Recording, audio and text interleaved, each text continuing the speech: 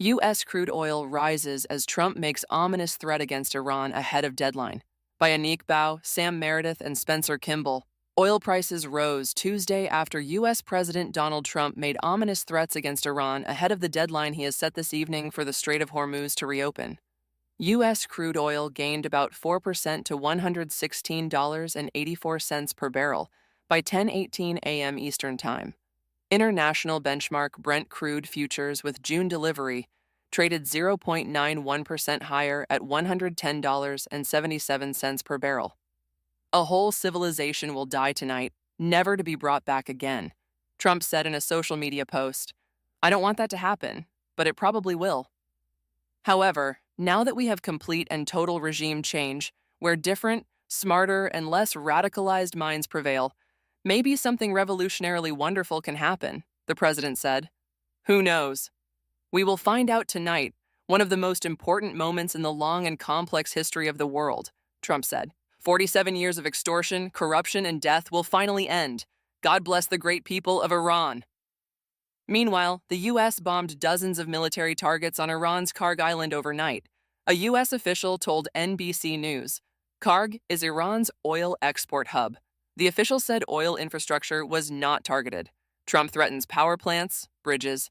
On Monday, Trump repeated his threat that the U.S. would destroy Iran's power plants and bridges if Tehran did not reopen the Strait of Hormuz by 8 p.m. Eastern Time on Tuesday, while also signaling that Iranian leadership was negotiating in earnest. The closure of the narrow waterway connecting the Persian Gulf and the Gulf of Oman has led to a supply shock, sending prices for crude, jet fuel, diesel, and gasoline soaring since the war broke out on February 28th. They have till tomorrow, the president said. Now we'll see what happens. I can tell you, they are negotiating. We think in good faith. We're going to find out. We're getting the help of some incredible countries that want this to be ended because it affects them also. Reuters reported that the U.S. and Iran were discussing a framework plan to end their 5-week-old conflict, as Tehran has pushed back against Trump's pressure to swiftly reopen the Strait of Hormuz, which would allow traffic to resume through the vital energy artery. Iran has rejected the U.S. ceasefire proposal, presenting its own 10-point plan, according to Axios, including a permanent end to hostilities in the region, rather than a temporary ceasefire, a protocol for safe passage through the Strait of Hormuz, lifting of sanctions and reconstruction. But the chances of a ceasefire deal being reached before the deadline remained slim, according to the report. Trump responded to the proposal, saying that they made a significant proposal. Not good enough, but they have made a very significant step. We will see what happens. Traffic trickling through. The outcome of the peace talks remains murky, said Ed Yardeni, president of Yardeni Research, keeping investors on tenterhooks and caught between pricing and an imminent end to the conflict or further escalation. There is no way to predict the outcome.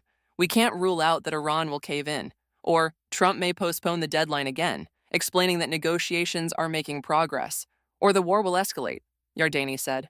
The fog of war remains thick. Shipping through the Strait of Hormuz has slowly resumed, with 8 tankers transiting Monday, up from the average of fewer than 2 transits per day in March, according to S&P Global Market Intelligence.